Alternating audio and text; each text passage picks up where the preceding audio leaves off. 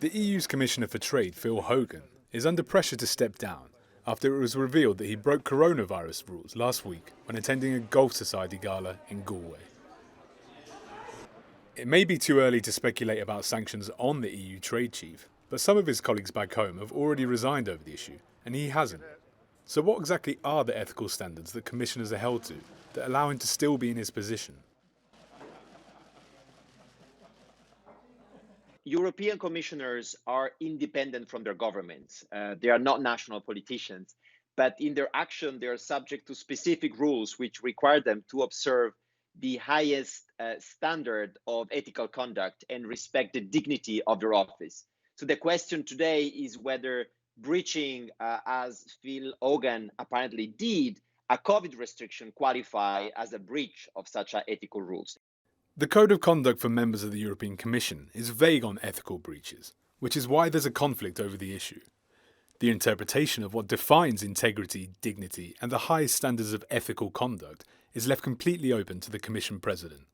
There's no doubt, though, that coronavirus measures have put the institution's ethical standards into uncharted territory. However, Ursula von der Leyen's spokesperson says that any talk of sanctions is premature. It is absolutely premature to discuss about any sanctioning or anything like that. We would also need to understand what were the conditions in which this move took place. If the decision lies ultimately with the Commission President, then who are the EU Commissioners actually accountable to? Alberto Almano says to all European citizens, commissioners are accountable to all European citizens today because they are supposed to push for the interest of everybody, which might be more than the sum of their interest. However, the current European ethics system only holds them accountable vis-à-vis the President of the European Commission, who is their boss in a way, and who is the only one who can interpret and enforce those ethical rules. We need to set up an independent ethics body urgently, as promised by Ursula von der Leyen when came to power a year ago.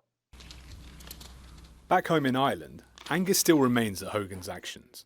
But when it comes to the breaking of ethical rules by EU commissioners, the lines will continue to be blurred unless significant changes are made. Christopher Pitchers, Euronews.